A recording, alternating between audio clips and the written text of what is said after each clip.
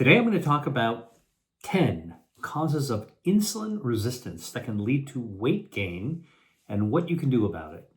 And these 10 causes are: number one, sedentary lifestyle; number two, a family history of diabetes; number three, older age, specifically about older than 45 or so; number four, excess visceral fat in your belly; number five, overeating, especially carbohydrates; number six, medications like steroids; number seven, eating lots of ultra processed foods; number eight, lack of fiber in your diet; number nine, drinking sodas, lots of sodas, regular or diet; number 10, sleep problems, specifically sleep apnea. All right, these are the 10 causes that can cause insulin resistance. And let's go ahead and start to dive in and unpack each one of them. All right, are you ready? Let's do it. First, we're going to talk about what is insulin resistance. All right, what is it? Insulin resistance is a condition in which your body does not respond properly to the hormone insulin. Insulin is a hormone, a protein that's made by your pancreas. It's an organ in your belly. It's located on the left side of your body. Okay. And insulin has an incredibly important job for your metabolism. It helps to draw in blood glucose from the food that you eat. All right.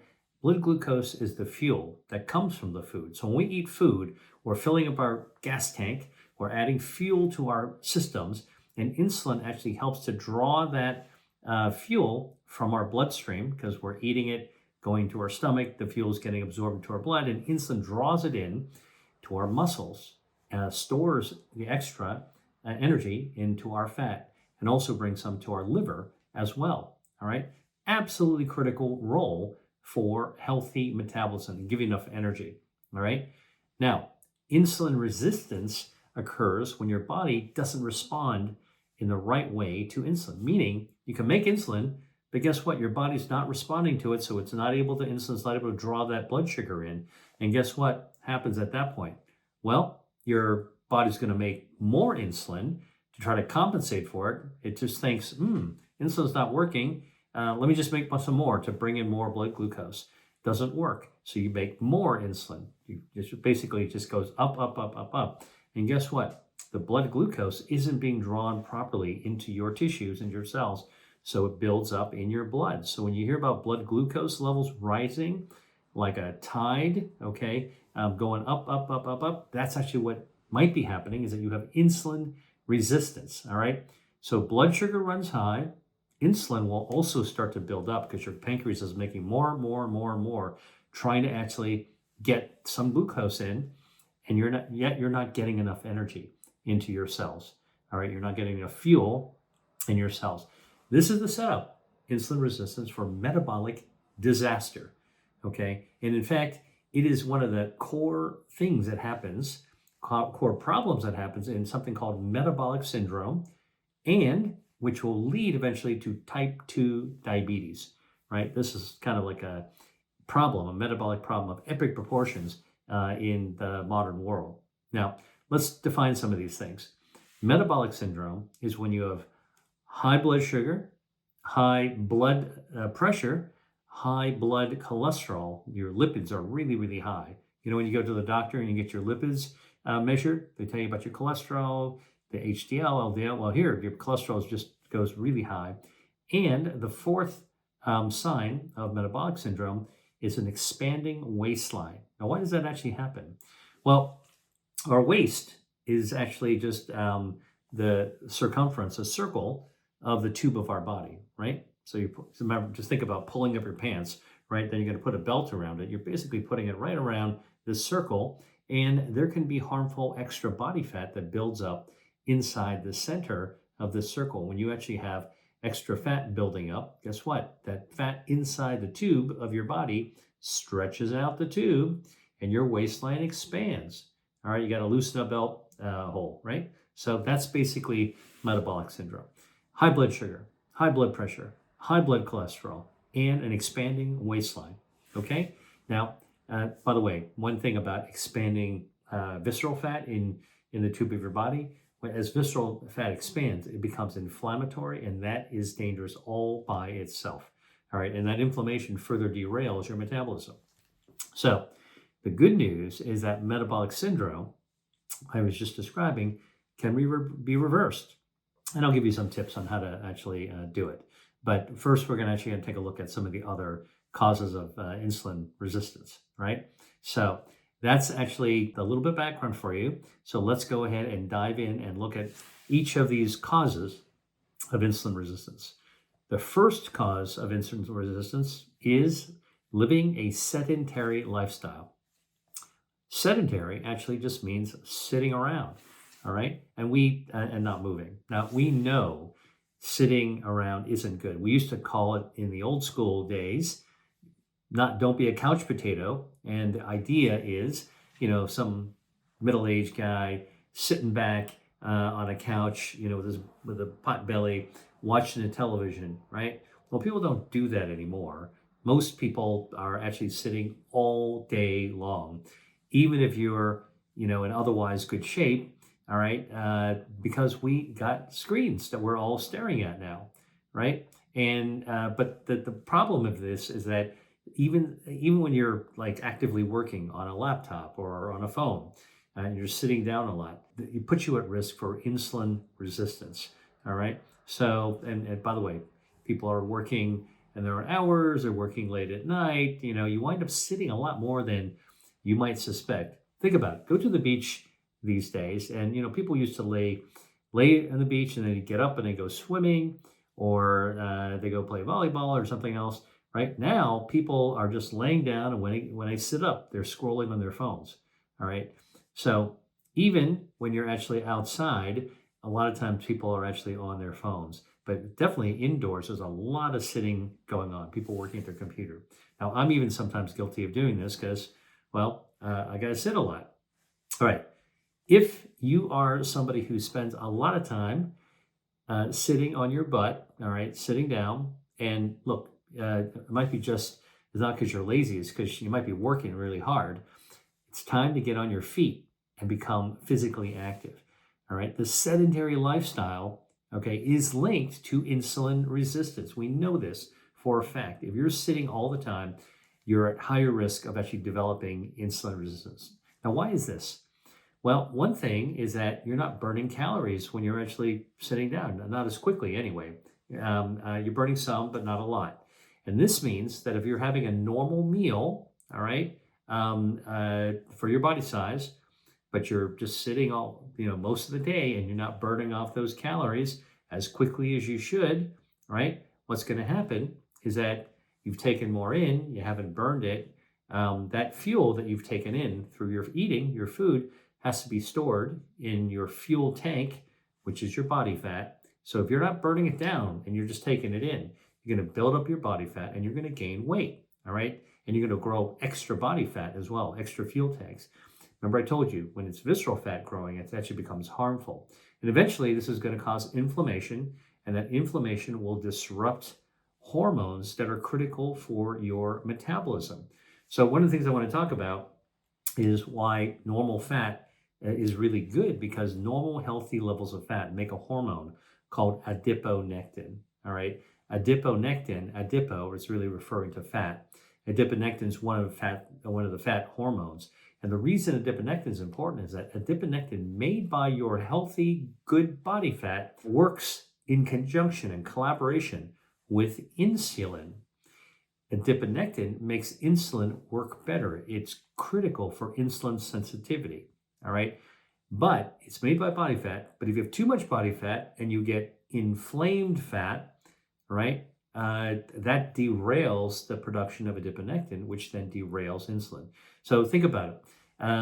If you've ever been to a symphony, right, you've got all these instruments playing, and you've got a conductor, with his batons conducting the symphony, and everything is being orchestrated in a way. Now, imagine that instead of the instruments are actually hormones that are all collaborating and playing the tune of your metabolism. One of the loudest hormones, the loudest instrument in the symphony, is going to be the horn, right? So think about a horn and you've got the symphony playing, the horn is really, really loud, and this is adiponectin. Adiponectin is one of the most important hormones in the body, and if you measure all the hormones in your blood, you'll find that adiponectin is 1,000 times higher in its levels than any other hormone in your body. 1,000 times. That's how important it is, right? So this comes from body fat, makes it to collaborate with insulin, good body fat, all right? So this is critical for insulin sensitivity, adiponectin. But if you actually have inflamed fat, too much fat, all right, and it's inflamed and causing basically chaos inside your fat, that disrupts your fat's ability to create adiponectin to collaborate with the insulin. And when adiponectin gets derailed, insulin doesn't work, and then you actually have insulin resistance. All right, so this is actually one of the reasons why sedentary lifestyle, where you're eating normally, but you're not burning up the calories, builds up body fat, and then the body fat becomes inflamed, all right, and that inflammation disrupts adiponectin. It's a complicated mechanism, but it makes sense. Let's go back to the symphony example. Now, you know, if you've ever heard a symphony, like playing Beethoven's Fifth, right? It's like a really classic, famous composition by Beethoven. It is wonderfully conducted by the orchestra. Like, so the horn's going to play at some point, and again, the horn being adiponectin. Now imagine what happens with inflammation. This is like having a gang of thugs break their way into the concert hall, and now they're rushing the stage and they're kicking over the chairs and the music stands and the instruments. All right, now that's the same as inflammation coming into your fat. You're basically disrupting the entire orchestration of your hormones, and basically, there's the horn's making a loud noise. That's the adiponectin. That gets kicked over too, and now guess what happens? Horn doesn't play, right? That's what actually happens when you actually have inflammation. It derails adiponectin. So I hope that actually makes some sense to you, all right? So what's the solution to this problem of sedentary lifestyle? Easy. Get on your feet, all right? If you're sitting at your desk all day, here's what you do. Take a 20-minute break every couple of hours, every few hours, and go out for a walk. Stretch too, all right? And do something that makes your body move, burn some calories. By the way, and this is something that I was surprised when I discovered this, is that fidgeting also burns calories. You know, fidgeting, the tap, tap, tap of your foot, or if you're going up and down with your knee, kind of annoying sometimes, that actually burns calories. Now, I'm not saying that you should fidget. What I'm saying is that you should move. Get your body to move, all right? Play some music if you got to move while you're in the chair, but it's good to get up and actually go and take a walk. Now, obviously, having an exercise program, an exercise plan is good, but you don't actually have to make it complicated, and you don't have to make it expensive. You don't need a gym. You don't need a trainer. You don't need to have expensive equipment.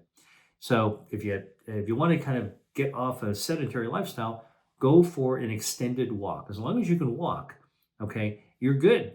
And do it for like 30 minutes, all right, after dinner sometime. Just make sure you're walking fast enough where, like, you know, you're really doing some cardio and you're getting your heart rate up. And the way to do that is to do kind of walk quickly so that it's not easy to carry on a whole conversation. That's kind of like a little tip on how to do it. Now, sometimes it's a lot better and a lot easier to walk with a friend or a family member. So, you know, you can talk if you want. Just keep moving. Now, you could ride a bike. That's another great way to actually get your heart rate up and to burn calories. Here's one of my favorite. It's really good, is swimming. All right. Swimming is good because no matter what age you are, swimming actually lets you float in the water and takes all the weight of the rest of your body off of your joints, and while you're still working your muscles. And so it actually is a great way to get toned. You can lift weights. All right. Just make sure that you're doing it safely. And you can do other things too, even fun things like ballroom dancing. I know people that actually love ballroom dancing. That is a great way to actually get in shape. So anything that burns fuel in the body, that's burning calories from your body fat. And that actually counters living a sedentary lifestyle, right? So you're no longer a couch potato. By the way, this is going to slim down your weight, your excess body fat, and it's going to lower inflammation, and therefore restore adiponectin's function. All right. And this will help to reverse insulin resistance. So that is the first problem that we're actually going to talk about. A second cause of insulin resistance is a family history of type 2 diabetes. Now, why does this happen? Well, insulin resistance is clearly related to lifestyle factors, right? But it turns out that genetics can play a role too. So if you have a family member, mother, father, brother, sister, grandparents, all right, that has had metabolic syndrome, pre-diabetes, all right, there's a higher chance that they themselves are going to actually go on to develop type 2 diabetes. And based on the genetics, they may actually have insulin resistance, and based on the genetics, you might get insulin resistance as well. No, I'm not going to do a deep dive into the genetics of insulin resistance. It's actually a pretty complicated story, but what I will tell you is that, and you got to trust me on this, that there have been researchers that conducted a type of research study called genome-wide association studies, genome-wide. So you take a look at all the human genes, and you look at big populations, and you sequence the population's genes, and then you try to figure out, like, what are the links that tie things together? What are the common things? You can look it up on Google if you want to learn more about it. Genome-wide association studies, GWAS. It's a research tool, all right? But it's been shown doing this genome-wide association study that there are at least a dozen genes that you can inherit from your parents that are linked to a higher risk of insulin resistance. So genetics do play a role, all right? And by the way, just to prove it to you that this is known, some of these genes have tongue twister names like PPARG or KLF14 or IRS number 1 or FTO or TMEM163, so on and so forth. So you don't have to remember any of that stuff. Just leave it for scientists, people like me. Like, we have to dive into that stuff and make some sense out of it. But the point is that genetics from your parents can, if they have insulin resistance, could be passed down to you. Hey there, check this out. I've got a special resource on the 5 science-based ways to lose fat that I made just for you, and it's free. Many of us want to lose weight for our own reasons, but I'm here to tell you that there's an even better reason to lose harmful excess visceral fat for your health. And guess what? In this resource, I share the 5 things that anyone can do to lose harmful excess body fat. All you have to do is click the link below to access the resource. Now, back to the video. Now, a study from the University of Michigan recently looked at 402,000 people from Europe, all right? And the people all came from this gigantic database called the UK Biobank. It's one of the most important databases in real populations, real life populations for health and disease. All kinds of things you can mine from it. And the researchers found more than 350 genetic points in the human genome, okay, that's our genetic code, that are linked to insulin resistance. Let me say that again. So in our genome, all right, 30,000 genes, there are 350 genetic points that are connected to insulin resistance. So clearly, genetics can play a role. We don't understand, when we don't even know what all these genes are, but suffice it to say that having a family history of type 2 diabetes, which is attached to insulin resistance, if your mom or dad or other close family member had insulin resistance, you could be at a high risk too, all right? Now, what's the association? Obviously, you can't do anything about the genes you've inherited from your parents. So a lot of people just throw up their hands and say, nothing I can do, not my fault, my parents' fault, all right? But that would be the wrong move. The opposite, in fact, is true. If you have a family history of insulin resistance or type 2 diabetes, you can take some concrete steps to protect yourself from developing it, right? So genes are one thing, right? The environment and lifestyle actually is what makes those genes either send you down the wrong path or basically an unfulfilled destiny, all right? So here are some of the steps that you can do if you have a genetic background, family history of insulin resistance or diabetes. Here's one thing you can do. Don't overeat. Limit your calories so you don't build up extra body fat. All right? That's one thing you could do. Another thing you could do is start an exercise program to burn down more fuel. All right? And keep your adiponectin and other hormones that are related to insulin working properly so you don't have insulin resistance. You have good insulin sensitivity. Third thing you can do is stop eating ultra-processed foods. ultra processed foods, things in a box, things in a bag, things in a can, all right, made by a factory with a lot of additives in it, artificial preservatives and artificial flavoring and coloring and preservatives and even sweeteners, all these things and stabilizers, all these things. You look on the ingredient label, you can instantly spot something that's ultra processed food. Guess what? It's been studied now that ultra processed food damages the gut microbiome. That's your healthy gut bacteria that defends your health. And that gut bacteria, which can be damaged by eating ultra processed food, so don't cut it down or cut it out. But the gut microbiome actually helps your body become insulin sensitive. So if you avoid, cut down or cut out the foods, the ultra processed foods that can damage your gut microbiome, you're protecting your body's own ability to have insulin sensitivity. All right. You can also eat more dietary fiber. We're going to talk about that in just a little bit. So basically, even if you have the genetics for insulin resistance, all right, there are lots of steps you can take to counter it to be able to limit your risk. All right. The third things that can actually increase your risk for insulin resistance, I mentioned older age, specifically like if you're 40, 45 and above, you're at higher risk. Now, look, getting older means a lot of things when it comes to your health. And people tend to gain weight. People tend to have extra body fat. That sets you up to get the metabolic syndrome. And a lot of people who are older wind up falling into that category. Older people also tend to be a little bit less physically active than they were when they were younger for all sorts of reasons, right? You might have bone or joint problems, makes it harder to exercise on a regular basis or even to get around. I mean, people get older, they really wind up developing osteoarthritis, etc. Older people can also get chronic illnesses, and these chronic illnesses some of them can actually influence your insulin sensitivity and make you more insulin resistant as well.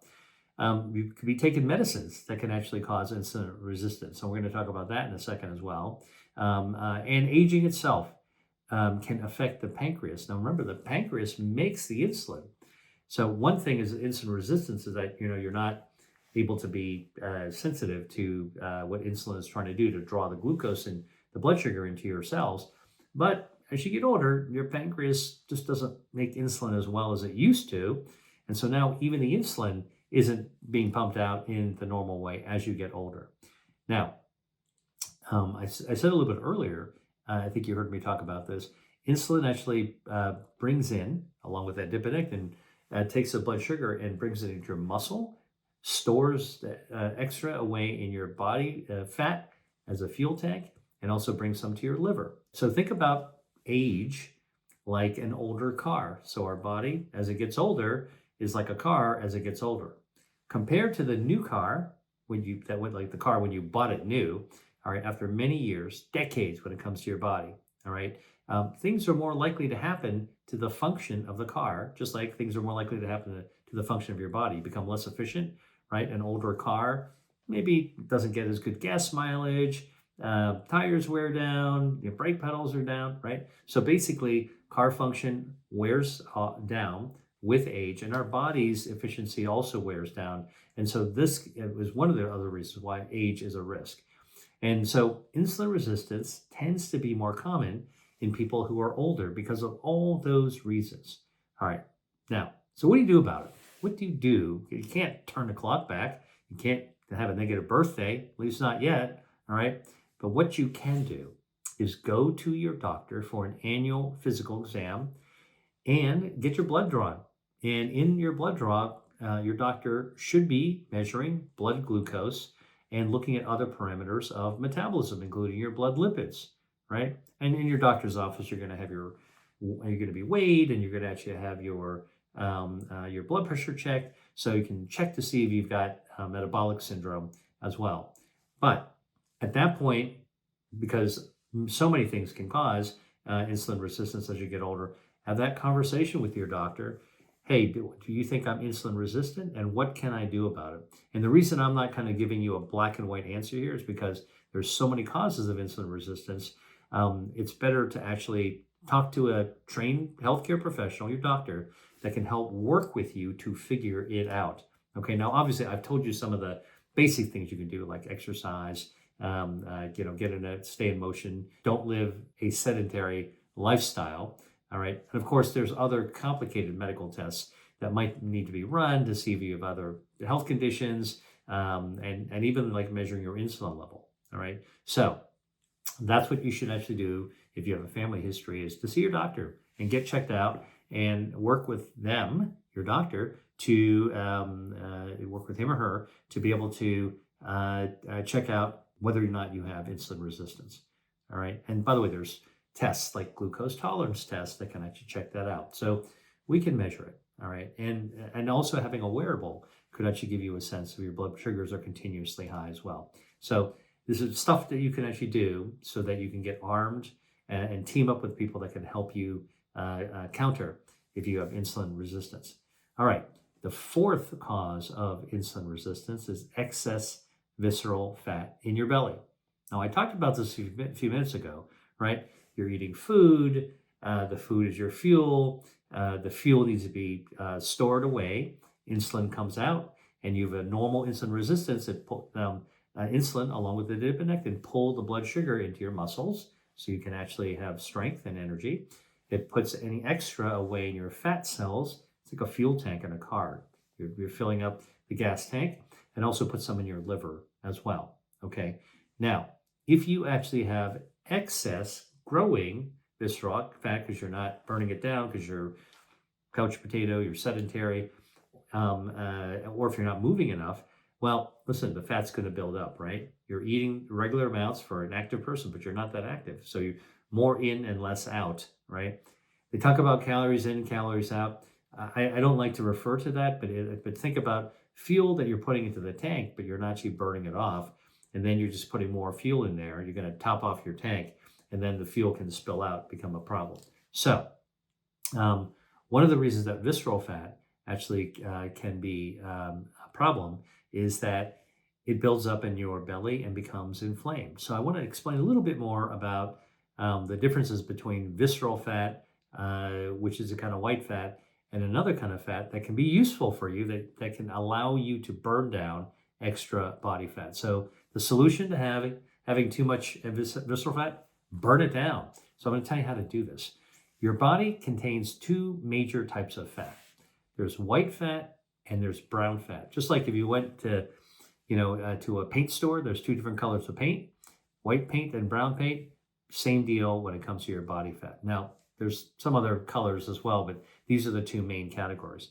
Now, white fat and brown fat are both good types of fats. Brown fats is always good. All right, I'm going to tell you why. But white fat actually, gives your body a sculpture. It shapes your body. It's a cushion, keeps you warm. That white fat also produces adiponectin and those other hormones, really, really important, and helps to regulate your appetite. So here's what it is. White fat is good fat normally until you have too much of it. So where do you find white fat? Well, white fat can be in two locations. One you can see and one you can't. White fat could be, one type is called subcutaneous, under cutaneous skin. So one type of white fat is just stuff under the skin. Now you can see that. That's the fat under your arm, under your chin. That's the fat that dangles off to your side, the muffin top. That's the fat in your thighs. It's the fat in your butt. That's usually the fat that you don't like to see, right? It's sort of like a vanity thing, but you notice it right away. So you can see that kind of white fat. That's one type of white fat. The other type of white fat is visceral fat, and you can't see it directly like you can subcutaneous fat, under the skin fat.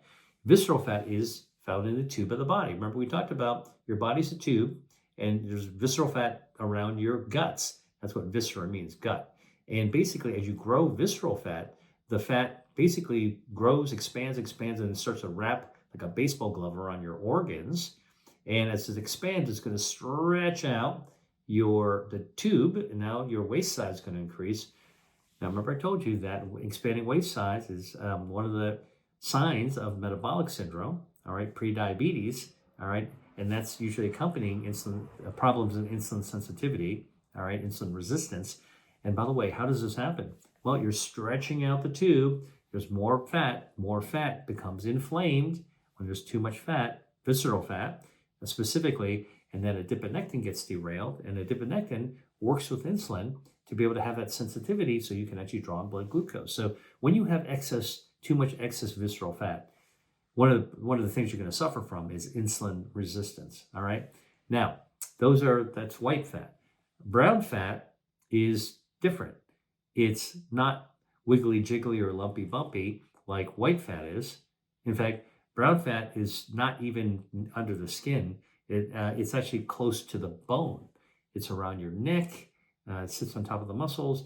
It's a little bit under your breastbone. It's between your shoulder blades. And this brown fat is a very, very special type of fat because it can actually fire up like a space heater or like the top of your gas range in your kitchen on your stovetop. All right, it can fire up, generate heat. That's a process called thermogenesis. And by firing it up, it's got to get energy from someplace. So what does it do? It steals the energy from your excess white fat. So brown fat will burn down white fat when it's turned on. And you can turn it on in different ways with cold temperature, like that cold plunge thing. Those actually work. Brown fat actually also can be fired up by your gut microbiome. And there's all kinds of foods that can fire up your brown fat. When your brown fat is fired up, all right, think about that gas range. Click, click, click, whoosh, you get the flame. It's drawing the fuel someplace to maintain the flame. The flame in fat is called thermogenesis. Brown fat does it. And it draws the fuel from your visceral white fat. So brown fat is good fat to burn down white fat, which can be bad fat when there's too much of it. That is a key thing. So if you've got too much visceral fat that can be causing insulin resistance, well, then you want to trigger your brown fat to actually conduct thermogenesis. All right. So how do you know you've got too much visceral fat?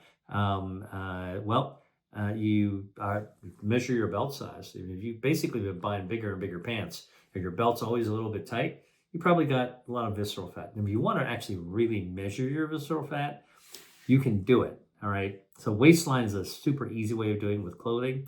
You can actually go take a DEXA scan. All right.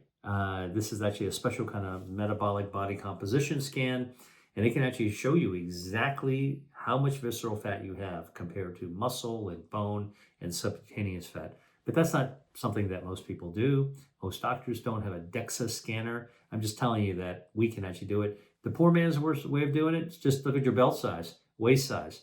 Has it been expanding? Well, if it feels tight, your belt feels tight, your old pants feel tight, because your pant size seems to be changing. That's your waist circumference.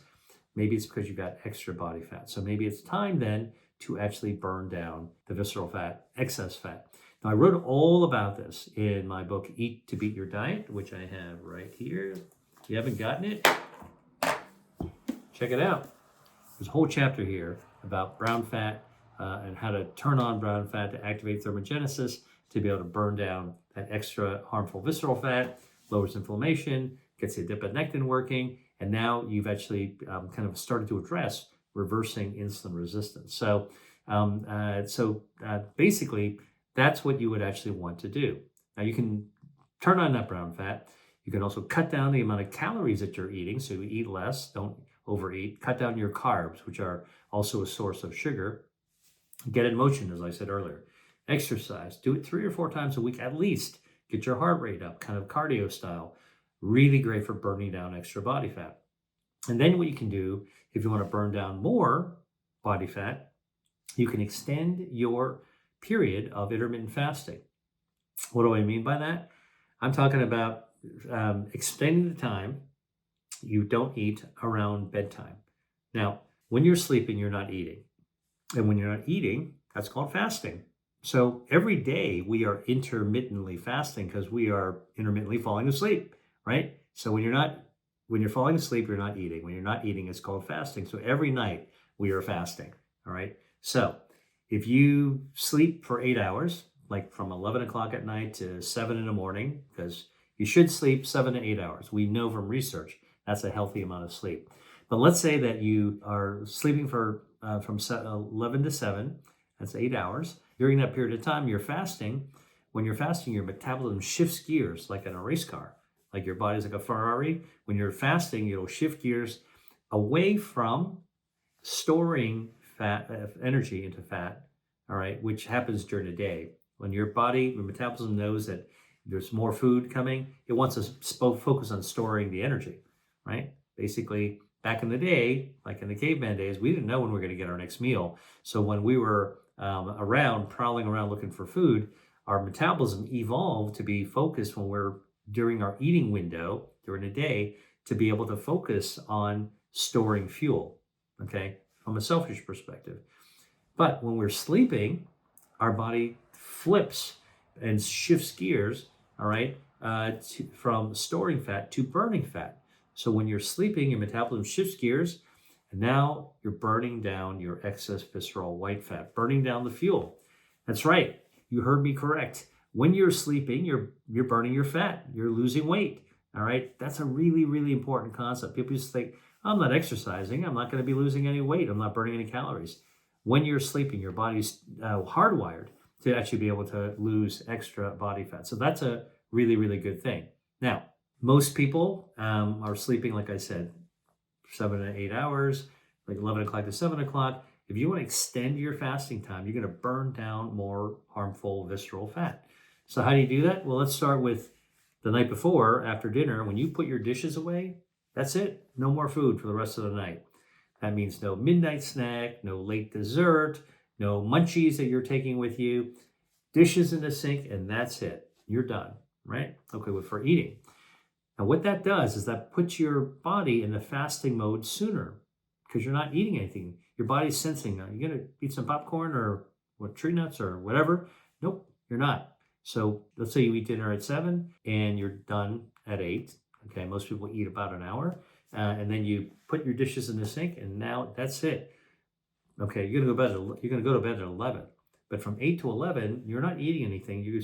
Pretty soon your body's going to figure out, oh, no more food's coming in. Let's shift gears, and now you're going to gain those extra hours between dinner and bedtime into fat burning mode. So that's one way of extending your fat burning period. That's one way of extending your intermittent fasting window period.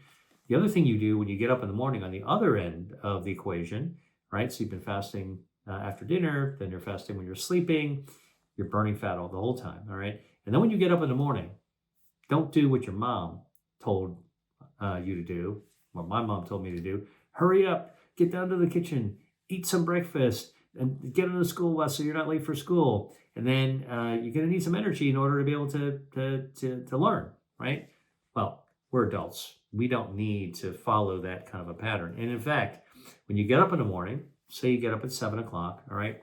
And if you actually take your time getting ready, brush your teeth, take a shower, get dressed, all right? And then rather than go straight to the kitchen table and start eating, go for a little walk, go outside, get some fresh air, go for some stretching, all right?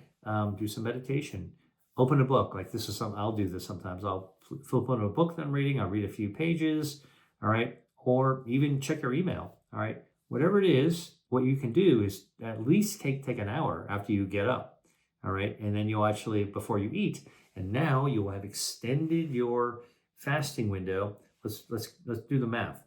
11 o'clock to 7 o'clock, that is your sleeping time, 8 hours. 8 o'clock to 11 o'clock, you gain 3 hours the night before by not eating anything after dinner. That's 3 plus 8, that's 11. Now remember I told you, get up in the morning and wait for an hour before you actually eat anything. So now it's 11 plus 1, that's 12 hours. I just told you a really super simple way. Extend your fasting window, your intermittent fasting window, which is when your body burns down body fat. And that math, which I added up to 12 hours, think about it. 12 hours is half of the day, half of 24 hours a day. Now you spent half of your life, your existence, okay, on a 24-hour cycle, burning down harmful extra visceral fat. That's actually something that you can actually do if you actually have too much fat, visceral fat, and you wanted to burn it down. All right. So there's some other fine points to it. Don't overeat and choose the right foods. We'll talk all about that. But I just gave you an overview of how to actually handle extra visceral fat. Waistline's expanding. Well, do what I just said. That'll actually get you in the path towards success. All right. Now, the fifth thing that can actually cause insulin resistance. All right. Are you ready for it? It's overeating for the obvious reasons. We've gone over this a few times. Our food is our fuel. When you eat food, we're putting fuel in our body. Insulin will come to bring that fuel into our cells, our muscle, our stored to our fat fuel tanks, our fat cells, and also to our liver, right? That's normal metabolism.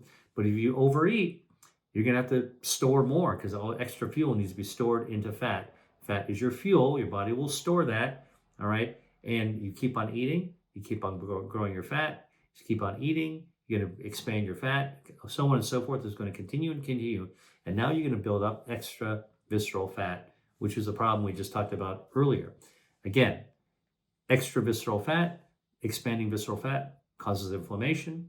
Inflammation will actually be like the group of thugs that start kicking over the instruments and the music in an orchestra.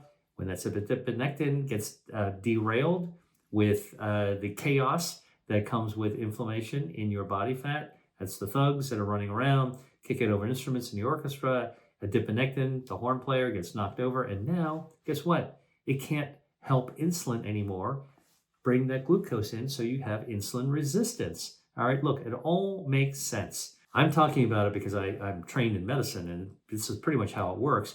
But hopefully, as you hear it more and more, and I start helping you connect up the dots in terms of the mechanisms, meaning how does this happen? What happens first? What happens next? Then you'll start to understand it as well. Again, if you overeat, one of the things that's going to happen is that you're going to actually store too much fuel in your fat cells. Your fat cells are going to grow. It's going to get inflamed. It's going to derail your metabolism, and then you're going to have insulin resistance. All right. Now, the next thing that can actually cause insulin resistance, medications, specifically medications like steroids. Now, steroids can cause insulin resistance. We know this for a fact. I mean, any doctor that's actually had any experience prescribing steroids for a whole bunch of different things, lupus or, even asthma, if you give enough steroids at a high enough dose for a long enough period of time, we know one of the warnings that we always try to tell ourselves and then communicate to our patients is that we don't want you to be on steroids for a long time because it can actually cause, quote, diabetes. But what it really causes is insulin resistance, all right? So steroids are, in fact, the main cause for drug-induced hyperglycemia, meaning you're insulin resistant, so you can't bring the glucose in, so your blood sugar levels rise, blood glucose rises. That's called hyperglycemia. And prescribing steroids for a long period of time is a main cause of drug-induced hyperglycemia. Now, how does this all work? Well, steroids interfere with the storage of glucose in muscle. Remember I told you insulin actually draws that glucose in and into your muscles. Your muscle needs it, all right? But steroids will interfere with that process so that even if insulin is trying to draw it in, basically steroids hip check the glucose out of the way or the insulin out of the way by about 50%, makes it 50% less efficient to bring glucose into your muscles. That's not a good thing. And then that's what steroids do. And then this is what leads to insulin resistance, all right? Because one of the places that insulin puts glucose is in your muscle. Now, the other thing that steroids do that's also bad is that steroids can speed up the growth, enhance the growth of visceral fat, which we just talked about. You don't want more visceral fat. That's going to, kind of derail the symphony and derail adiponectin even more. And steroids actually can make the fat grow more intensively. All right. Now, steroids also cause less adiponectin to be released for the obvious reasons I just told you, because it's growing, making things more inflamed. But it actually stops adiponectin from being released from cells that make it as well. So steroids are a real risk factor for insulin resistance. This tends to happen after long periods of steroid use, 1 to 3 years, maybe, 1 to 2 to 3 years. So it doesn't happen to everybody. And using steroids short term can be really life-saving. Steroids long-term are for these like really chronic, difficult diseases, rheumatoid arthritis or lupus, long Lyme, those kinds of things. Sometimes people are writing steroids for long-term use. Long-term use of steroids for autoimmune disease, as an example, that's where you start seeing this insulin resistance actually happening. And in fact, in the hospital, when we're teaching medical students, people coming through the ranks, one of the things is that, we give steroids quite a lot for different kinds of serious medical conditions in the hospital. We're always on alert. This is the nurses, the doctors, the residents, the medical students. We tell everybody to be on alert. Check the blood sugar. Are they starting to have high blood sugars because they're getting insulin resistant from the steroid? And then we got to decide how to taper down the steroid, get them off the steroids as quickly as possible, or switch the medicine. All right. What do you do about it? I can tell you first, steroids can be life-saving. So leave it to your doctor to decide whether or not you're somebody for whom steroids is appropriate.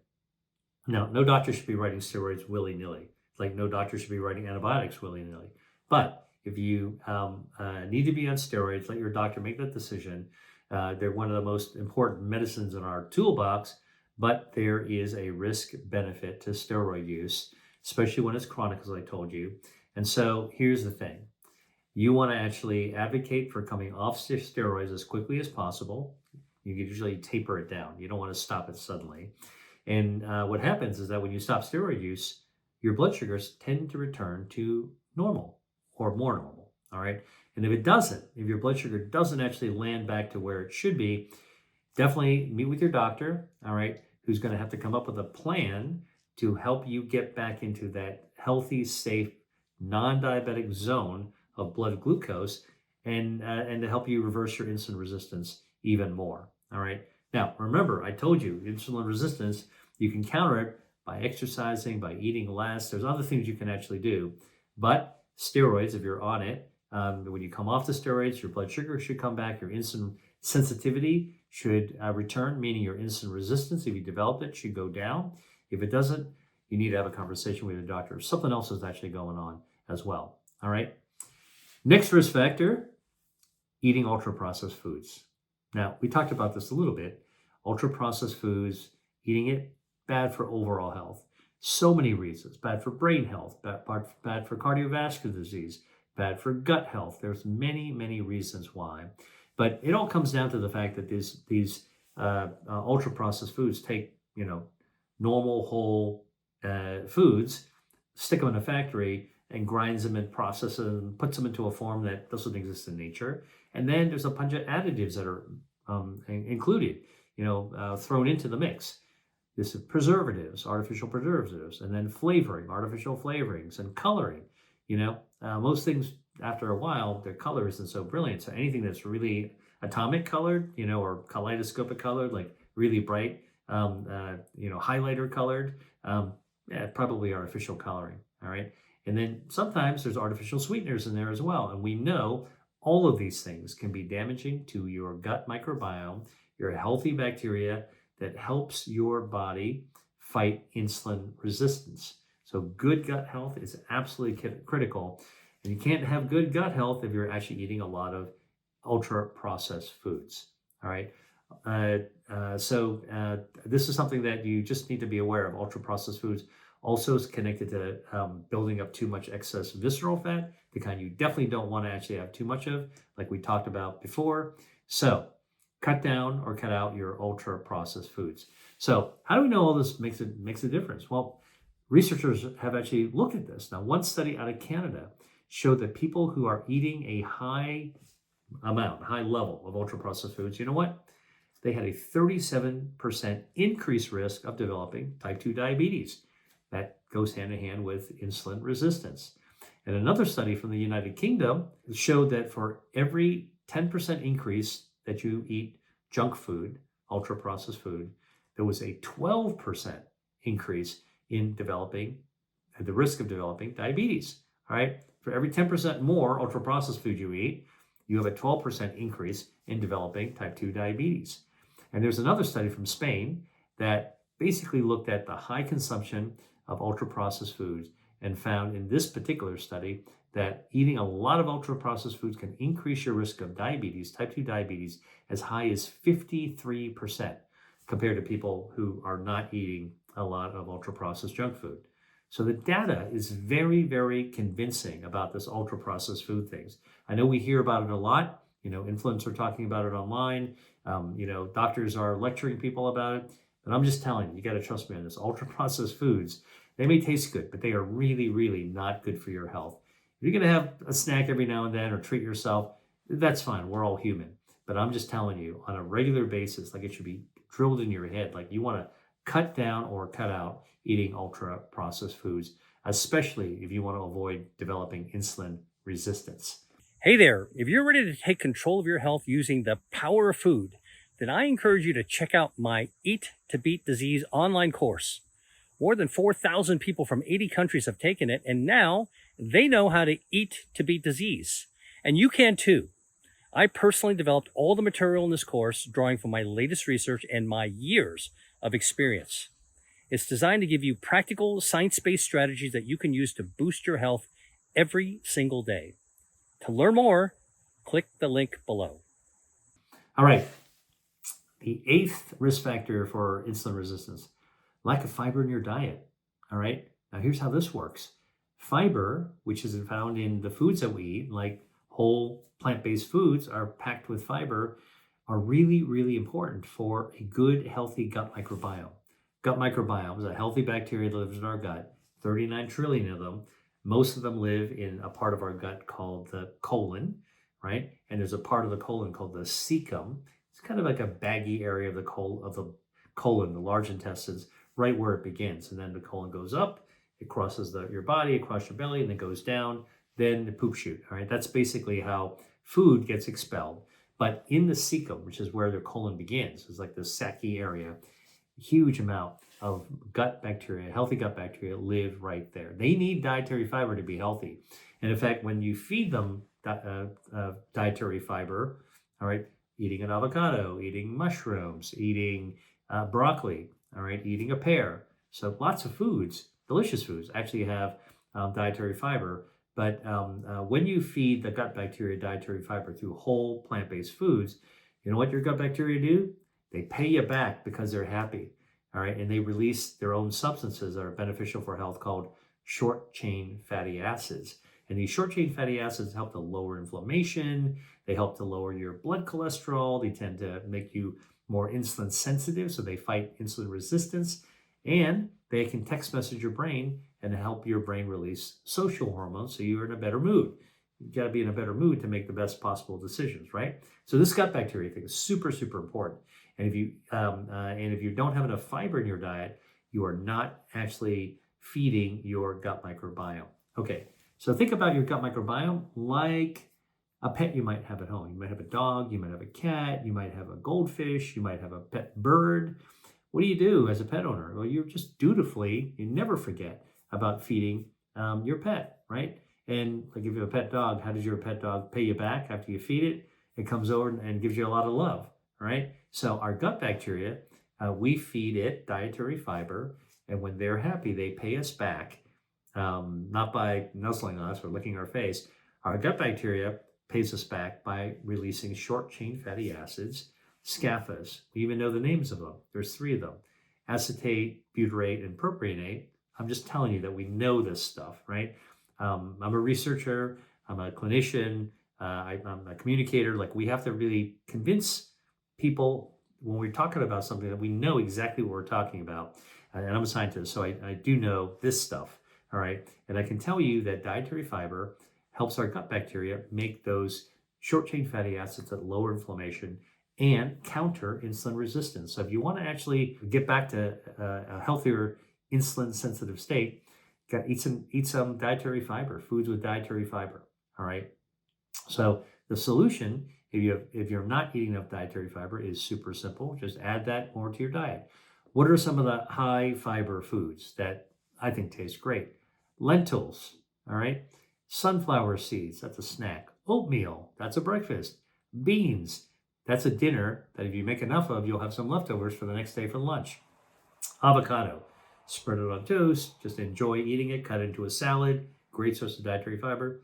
Broccoli, raspberries, Brussels sprouts, corn, popcorn, even a good source of dietary fiber. Barley, another good source of dietary fiber. So I just listed some of the really high fiber foods. Very easy to put them into your diet. And if you don't know what to do with them, by the way, just type corn recipe, hit return, and then touch video and watch somebody come up with an idea for you. Somebody who really knows what they're doing, and they're going to make food and the recipe they're doing sound easy and really delicious as well. All right. So eat fiber for your gut microbiome. Your gut microbiome will help you become more insulin sensitive and, in other words, fight insulin resistance. Okay. Number 9, risk factor for insulin resistance: drinking soda, whether it's regular soda or diet soda and any kind of sugar sweetened beverage. And like you know by now that drinking soda is just not that good for you. We all grew up with it. I grew up with drinking soda. I mean, when I think about a super hot day and you're really, really thirsty, like I automatically remember my childhood. We reach out to get a can, could be a red can, could be a blue can, whatever your favorite can is, and you slake your thirst by chugging it down. I even remember the TV ads on this, all right? But here's the deal. If you drink a lot of soda, like think about drinking soda every day, or maybe multiple times a day, maybe every meal, whether it's diet or regular, it's terrible for your health. We know this from all the research, all right? Terrible for your metabolism. And that regular soda is filled with added sugar. In fact, a classic 12-ounce can of soda can have 9 teaspoonfuls of cane sugar in it. If you came to my house and I wanted to offer you something to drink, but I gave you an empty glass with 9 teaspoons of sugar in it and say, here you go. You'd like, no, thank you. That's disgusting. I'm not going to eat 9 teaspoons full of sugar, right? And yet that's what we do when we slug down a can of soda.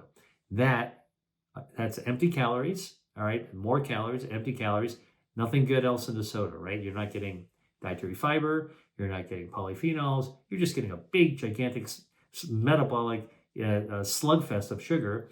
And now you're putting more calories in, nothing other beneficial in that drink. And that sugar starts to build up, gets stored and starts to be built up in your body fat. More visceral fat, more inflammation, derails adiponectin. You get how this works, right? So soda is one of those kind of no-nos if you really want to lower your risk of insulin resistance. And if you have diet soda, well, actually the problem can actually be even worse, because now we know that aspartame and sucralose and saccharin and some of these other artificial sweeteners, even though they're non-nutritive sweeteners, meaning that they don't actually get absorbed as glucose, as sugar, all right, guess what they do? They just pass through our gut and go right down to your gut. Bacteria, right down to the cecum, right down to the colon, where all those gut bacteria is. And they're hungry, they're nibbling it up, they're eating it all up. And then they go, oops, this is like toxic, right? We don't like this. And so what we're finding, it's still the early days of research, but I've seen enough to convince me the artificial sweeteners can be damaging to a healthy gut microbiome. You don't want to damage your healthy gut microbiome. Your healthy gut microbiome helps you become insulin sensitive. And when you knock that out, in addition to all the other problems that poor gut health can cause, everything from cancer to dementia to autoimmune conditions, all kinds of things, all right? You will wind up actually having a derailed metabolism. So you want to take good care of your gut microbiome. So now what do you do about it? If you're like, I've been drinking soda my whole life, let me just tell you, I have some pretty simple solutions. What you want to do is you want to avoid soda, regular or diet, and you want to avoid sugar sweetened beverages. So this is the kind of like soft drink or juice you might buy at a grocery store, convenience store, fruit juice, iced teas, iced coffees. Stay away from all those. Stick with the holy trinity of beverages, healthy beverages. I call them the holy trinity. Water, okay? Get good quality water. Don't get it out of a plastic bottle because of the microplastics. Tea, green tea, black tea, oolong tea, even fermented tea is like pu'er tea, all good, all right? English breakfast tea, Earl Grey tea, all good, right? They've got polyphenols in there. That's a really, really now it's the opposite of empty calories. Now you're getting a really really good slug of these bioactives. And coffee, water, tea, coffee. This is the holy trinity of healthy beverages. If you drink one of these three, okay, without adding other harmful things to it, and avoid soda, avoid diet soda, regular soda, avoid sugar sweetened beverages. How do you know something is sugar sweet? A grocery store, before you put it in your cart, pick it up and look at the ingredient label. Do you see that sugar's been added to it? If you've got added sugar, put it back on the shelf. Don't put that in your cart. You don't want that. All right. Remember the holy trinity: water, tea, coffee. Super easy. This is actually how you counter the risks of developing insulin resistance. All right. Finally, number 10, the risk of insulin resistance, a little bit complicated, so I'm going to unpack it for you, is sleep problems, specifically sleep apnea. Now, you might know what sleep apnea is. If you have it, maybe somebody actually told you about, explained it to you. But if you don't have it and you don't know what it is, sleep apnea is a condition where you never really get a good night's sleep because just when you fall asleep, all right, there's extra tissue in the back of your throat that collapses, like cuts off your breathing. And so you basically become oxygen starved. You startle because you're like dying, and you wake up and you take a big gasp of air, all right? And then you slowly sink back to sleep, but you're never getting really good sleep. Now, people who actually have this, they have sleep apnea. Apnea is a cessation of breathing, right? So there's a lot of different causes of sleep apnea. The one I just told you about, excess tissue in the back of the throat, very, very common, all right? You're sleeping, you're relaxed, the back of your throat relaxes, that extra tissue just collapses on your airway, obstructs your airway, oxygen doesn't get down to your lungs. So suddenly you gasp. You're hypoxic, your brain senses it, boom, wakes you up suddenly. Hey, take a big breath here, all right?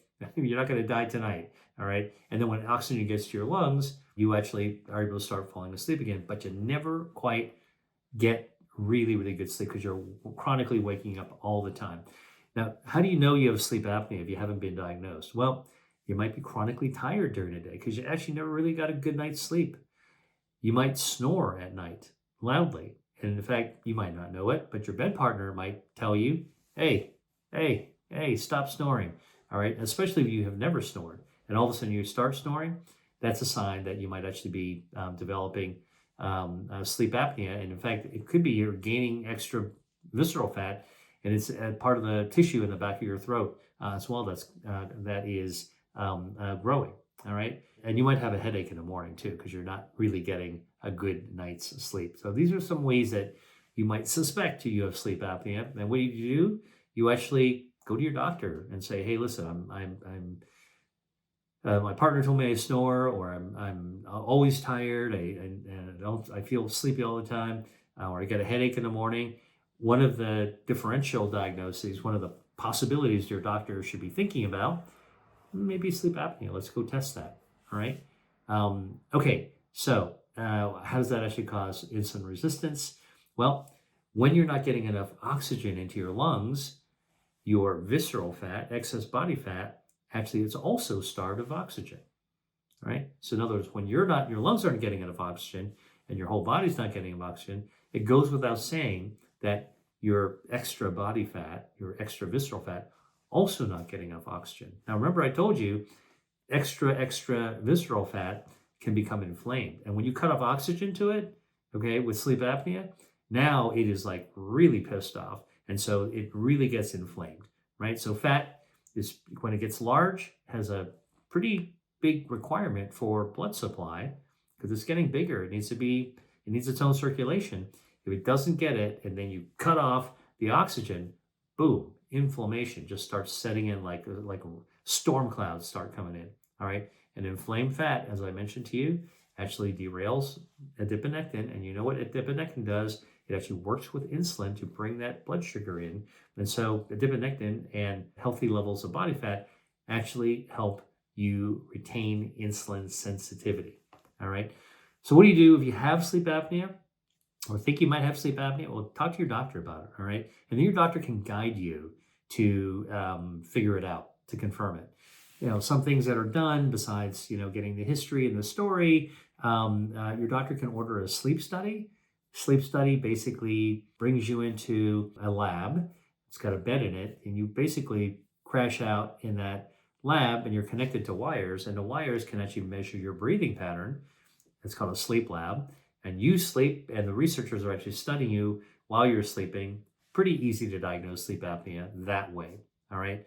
And if you have it, your doctor should send you to a sleep specialist who can then really tailor the solutions to you. Like, it's way too complicated to explain all that stuff to you. I mean, it's way down one of the kind of the rabbit hole for right now. So, but just know, if you think you have sleep apnea, talk to your doctor about it. They can order some tests to kind of confirm it or not.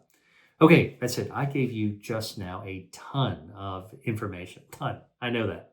All right. I mean, I feel it myself. A little overwhelmed with all the stuff that even I told you. But so let me help make it easier for you with a recap. What I'm learning, I'm following along. All right.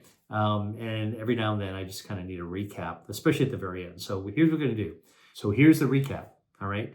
10 causes of insulin resistance that put you at risk for weight gain and put you on the path for developing type 2 diabetes. Let's review what we talked about. Number 1, sedentary lifestyle, not moving. All right. You grow body fat, more calories in, you're not burning it out. You're actually wind up going to actually be at higher risk for insulin resistance. Number 2, family history, genetics. If somebody in your family had type 2 diabetes, well, there's a lot of genes in our body that actually are connected to insulin resistance. Time to do something to get active to counter that. Number 3, older age. We can't have negative birthdays. We can't turn the clock back, go back on a time machine. But as you get older, you want to actually work with your doctor to get a basic checkup. And your doctor should be thinking about insulin resistance and insulin sensitivity and running some basic blood tests, and that can help you figure that out. So if you get a blood test and you don't get called back by the doctor, don't let that slide. All right, go back and talk to the doctor. Hey, do I have insulin resistance? Do my blood sugars look good? Am I metabolically healthy? Your doctor owes that to you. Okay, so a lot of times I know people have like normal blood results, their doctor doesn't call them. I'll call you if anything's abnormal. Nope, you actually want to know if it's normal. That's healthy. That's good. And that way you know that you don't have insulin resistance if all those labs are good. Number 4, excess visceral fat for all the reasons we talked about. Overeating is number 5. Number 6, medications like steroids is a particular offender, could be life-saving, but the risk benefit's got to be weighed because if you've been on chronic steroids, you're likely to get insulin sensitivity. Good news, when you come off the steroids, your metabolism tends to bounce back. Eating a lot of ultra-processed foods, all those additives are not good for a gut microbiome, nor is the next risk factor not having a dietary fiber in your diet. And then drinking a lot of sodas, regular sugar-free or sugar-sweetened beverages, that's another risk factor for developing insulin resistance. And the solution for just don't drink soda or sugar-sweetened beverages. And then finally, sleep apnea. Not getting enough oxygen to your body fat can trigger inflammation, which then can lead you on a path towards insulin resistance and type 2 diabetes. All right, that's it. 10 of them. I just reviewed them for you. Hope you learned something new from watching today. Thank you very much for joining, spending the time with me, and I will see you in the next video. Hi there. If you enjoyed watching this video, I know you'll love the next one. Stay here and check it out, and I'll see you there.